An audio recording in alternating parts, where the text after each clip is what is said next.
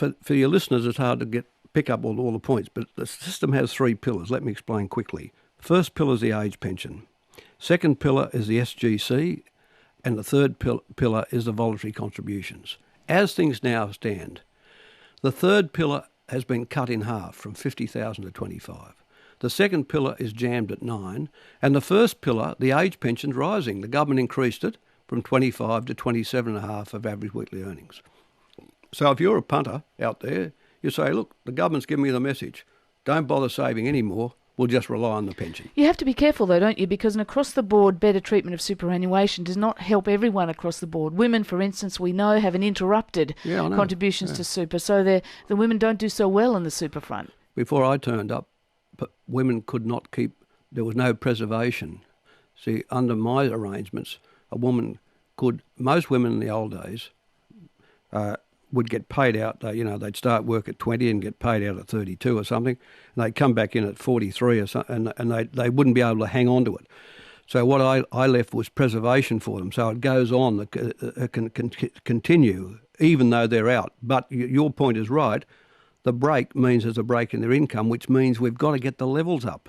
Does it also mean something else? For instance, we're having a discussion at the moment, we're on the brink of introducing a paid maternity leave scheme with no super continuation in it. There is a push in the Senate to have the superannuation continue through. Would you support that? I can't remember. Look, I don't know what the Senate are proposing. Let's get back to this point. 9% is not enough. Here's the Treasury in their own paper brazenly telling the political system, look, by the way, if you go to 12%, and you reduce Howard's silly means test, you can actually got a sustainable system. There's only 20 million of us, and we've got 105% of GDP in super, about 1.2 trillion. We're already this is already the fourth largest pool of savings in the world.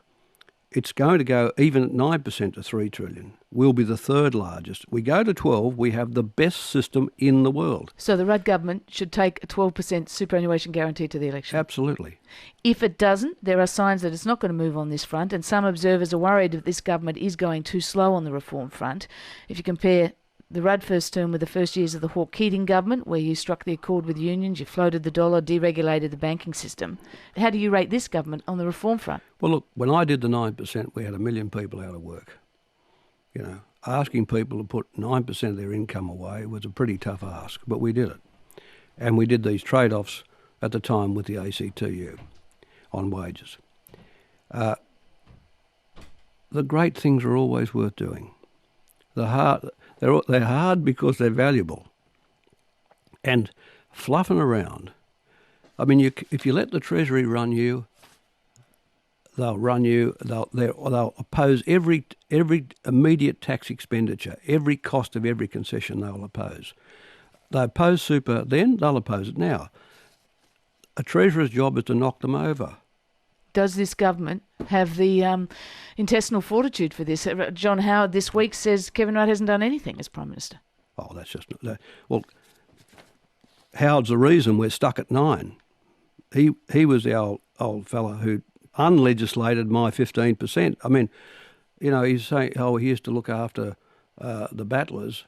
It was the battlers who copped it from him. The battlers paid $250,000 each at their point of retirement for John Howard. Can I just ask you a question or two about the current political landscape? Because again, quoting John Howard last night on Four Corners on the profile on Tony Abbott, he said that the arrival of Tony Abbott to the Liberal leadership has altered the political landscape. Has Tony Abbott done that in your view? Oh, well, what he did, he's consolidated the right wing. That's what he's done. All the nutters are behind him. But will he get the middle ground?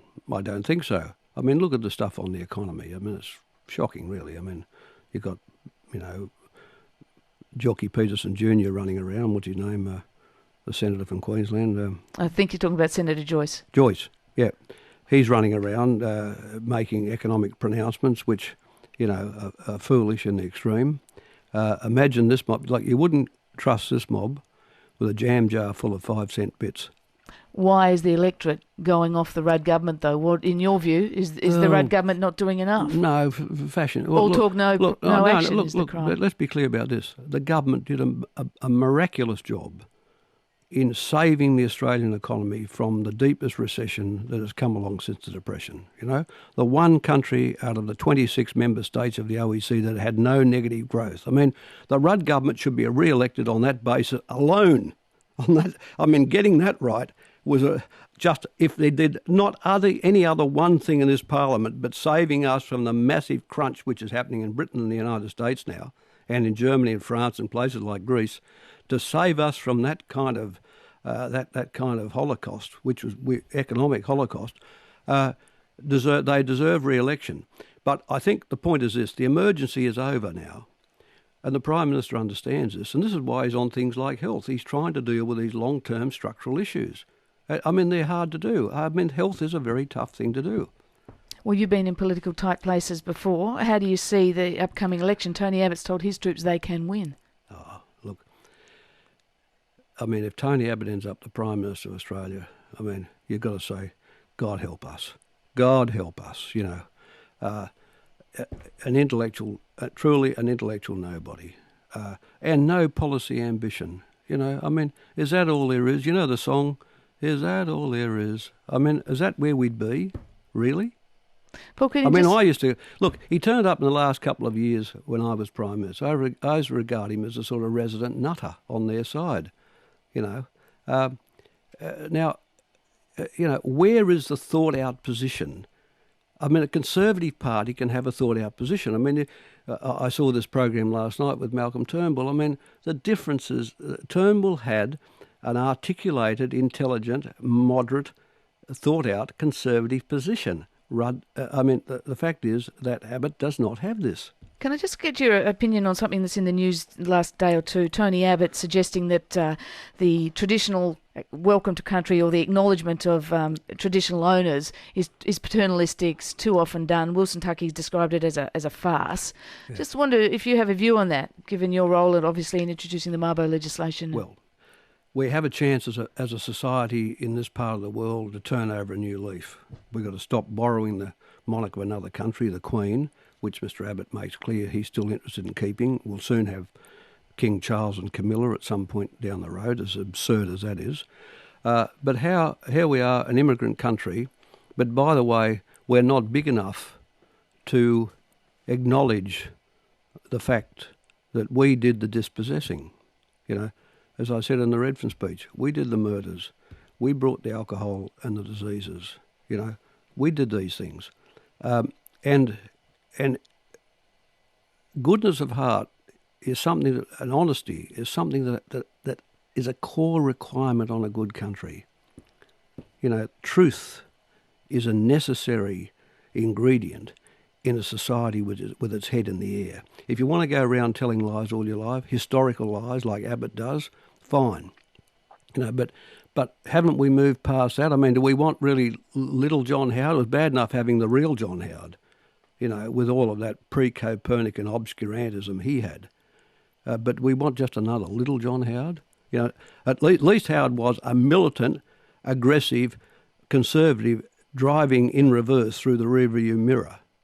Do we want the poor man's Howard? Paul Keating, thank you very much for joining us on Breakfast. Thank you. Former Labor Prime Minister Paul Keating. It's 8:25 on RM Breakfast.